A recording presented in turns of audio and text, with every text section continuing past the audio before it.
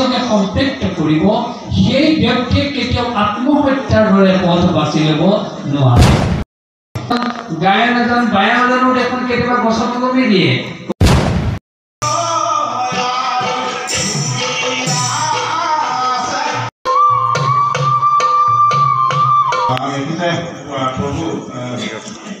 আমি বাৰু কিন্তু যদি আমাৰ ভাওনা নাট্য সাহিত্য ইমান বেছি বিকাশ হোৱা নাছিল তেতিয়া আমাৰ যিহেতু কিছুমান অনাখৰি লোকসকলেও এই কাল গাইছিলে এই সময়ত আজিৰ পৰা 60 বছৰ 70 বছৰ আগত তেতিয়া লোককালৰ গতিটো এনেকুৱা আছিলে যে মই সহায় কৰা পৃথিৱীৰ গৰাকী তুমি মোক গ্ৰহণ কৰা স্বামী ৰূপে সেইটোকে যেনিবা খুব পাতল ভাষাত মানে সেই দৈত্য বা সেই অসুৰ চৰিত্ৰটো কৈছে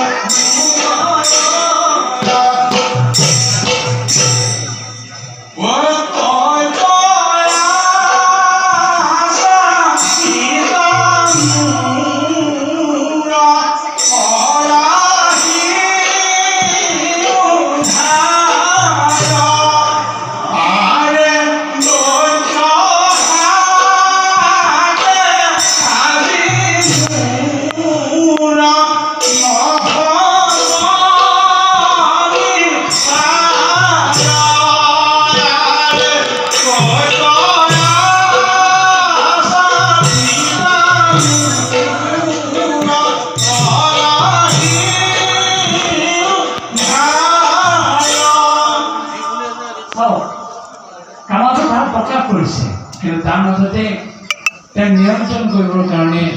ভাওনাৰ এই গীতে সুযোগ দিছে আমি এইটোকে ক'ব খুজিছোঁ ভাওনাই যদি চৰিত্ৰ নিয়ন্ত্ৰণৰ শিক্ষা দিয়ে আৰু যি ভাওনা আমাৰ সমাজ জীৱনৰ মূল উপজীব্য তেতিয়াহ'লে আমি কিয় নিয়ন্ত্ৰিত হ'ব নোৱাৰোঁ আমাৰো খং উঠে আমাৰো হয়তো সকলোৰে মাজত কাম ভাৱ আছে শৃংখলা ভাৱ আছে আমাৰো হয়তো দুখ কান্দোন আছে ভাওনাই আমাক যিদৰে শিক্ষা দিছে আমি যদি প্ৰকৃত সেই শিক্ষা বুটলিব পাৰোঁ নিশ্চয় আমাৰ জীৱনত থকা হাল হতা মনীয়া দুখ সুখ খং আমি সকলো নিয়ন্ত্ৰণ কৰিব পাৰিম সেয়ে আমি ক'ব খোজোঁ ভাওনা কেৱল বা লোৱা অনুষ্ঠান নহয়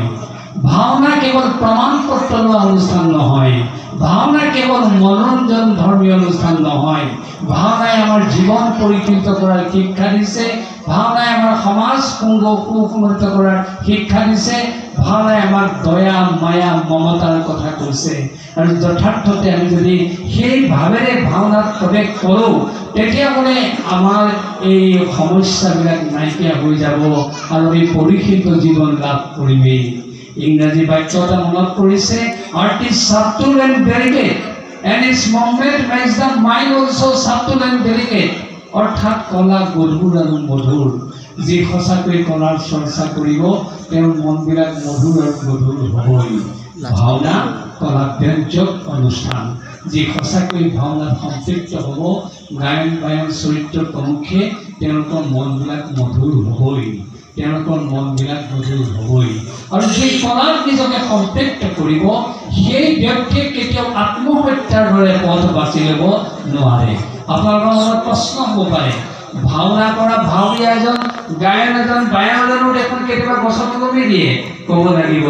সেই ভাৱৰীয়াজনে সেই গায়নজনে সেই বায়নজনে ভাওনাৰ প্ৰকৃতত্বত অৱগাহন কৰা নাই কেৱল চাৰ্টিফিকেটখন ল'বৰ কাৰণে কেৱল এটা সাময়িক অনুষ্ঠান সম্পাদন কৰিবৰ কাৰণে তেওঁ অংশ লৈছে আৰু সেই ব্যক্তিয়ে আত্মহত্যাৰ দৰে পথ বাছি লোৱাটো কোনো